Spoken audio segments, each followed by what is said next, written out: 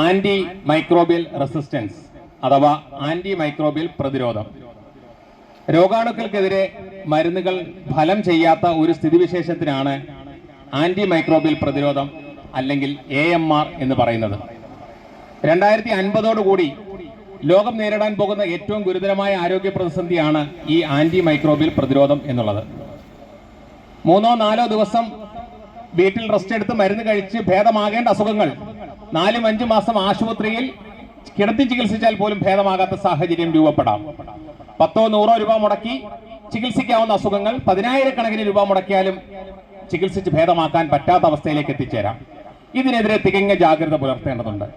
ഈ anti microbial പ്രതിരോധത്തിനെതിരെ ജനങ്ങളെ ബോധവൽക്കരിക്കേണ്ടതുണ്ട്. ആന്റിബയോട്ടിക്കുകളുടെ അമിതമായ അനാവശ്യമായ ഉപയോഗം ഒഴിവാക്കേണ്ടതാണ്. ആന്റിബയോട്ടിക്കുകൾ സ്വന്തം ഇഷ്ടപ്രകാരമോ അല്ലെങ്കിൽ മറ്റൊരാളുടെ കുറിപ്പടി ഉപയോഗിച്ച് മെഡിക്കൽ സ്റ്റോറിൽ പോയി വാങ്ങിയോ കഴിക്കരുത്.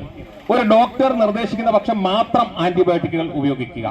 അതും ഡോക്ടർ നിർദ്ദേശിക്കുന്ന സമയക്രമവും അളവും കൃത്യമായും പാലിക്കുകയും ചെയ്യണം. 5 ദിവസത്തേക്കാണ് മരുന്ന് തരുന്നതെങ്കിൽ 2 ദിവസം കഴിഞ്ഞ് അസുഖം ഭേദമായി എന്ന് കരുതി മരുന്ന് നിർത്താൻ പാടുള്ളതല്ല. 5 ദിവസം പൂർണ്ണമായും മരുന്ന് നമ്മൾ കഴിക്കണം. ഇല്ല എങ്കിൽ ആന്റി മൈക്രോബിയൽ പ്രതിരോധം രൂപപ്പെടാം. അതായത് ഭാവിയിൽ ഈ മരുന്ന് കൊണ്ടൊന്നും രോഗം ഭേദപ്പെടാത്ത അവസ്ഥ ഉണ്ടാകാം.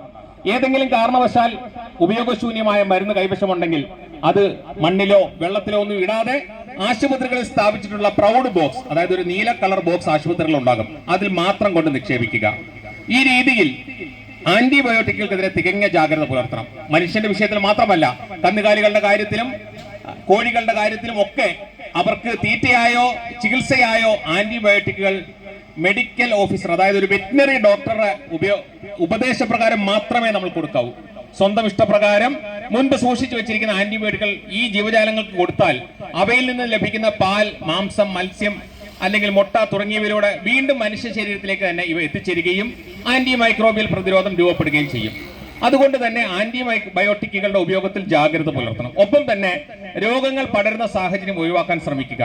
ആരോഗ്യത്തിന് പോഷക സമ്പുഷ്ടമായ ആഹാരം കഴിക്കണം. കൃത്യമായ ഇടവേളകൾ രോഗപ്രതിരോധ ചികിത്സകൾ അല്ലെങ്കിൽ രോഗപ്രതിരോധ കുത്തിവയ്പ്പുകൾ എടുക്കേണ്ടതാണെങ്കിൽ അങ്ങനെ എടുക്കണം. അസുഖം വന്നാൽ മാസ്ക് ഉപയോഗിക്കണം. കൈകൾ കൃത്യമായി സോപ്പ് ഉപയോഗിച്ച് കഴുകണം. തുമ്മുകയോ ചുമക്കുകയോ ചെയ്താൽ തൂവാല ഉപയോഗിക്കേണ്ട സാഹചര്യങ്ങൾ അങ്ങനെ നമ്മൾ ഉപയോഗിക്കുകയും ചെയ്യണം. അങ്ങനെ ആരോഗ്യ ശുചിത്വ ശീലങ്ങൾ സ്വീകരിച്ച് പരമാവധി രോഗങ്ങൾ വരാതിരിക്കാൻ ശ്രമിക്കുക. ഏതെങ്കിലും സാഹചര്യത്തിൽ വന്നാൽ അത് ഡോക്ടറുടെ ഉപദേശപ്രകാരം മാത്രമേ ചികിത്സ തേടാവൂ. എലിപ്പനി, അതുപോലെ ഡെങ്കിപ്പനി തുടങ്ങിയവയ്ക്കെതിരെയുള്ള പ്രതിരോധ പ്രവർത്തനങ്ങൾ എങ്ങനെയാണെന്ന് നിങ്ങൾക്ക് മുൻപ് പല പ്രാവശ്യം അറിവുള്ളതാണ്. ആ കാര്യങ്ങളിൽ അത്തരം പ്രതിരോധ പ്രവർത്തനങ്ങൾ ചെയ്യുക. അതേപോലെ തന്നെ പൊതുവായി ചെയ്യേണ്ട ശുചിത്വ ശീലങ്ങൾ പാലിക്കുക. പരമാവധി ആന്റിബയോട്ടിക്കുകൾക്കെതിരെ ജാഗ്രത പുലർത്തുക. ആലപ്പുഴ ജില്ല ആന്റി മൈക്രോബിയൽ റെസിസ്റ്റൻസിനെതിരായി പ്രവർത്തിക്കുന്ന ഒരു ഘട്ടത്തിലാണുള്ളത്.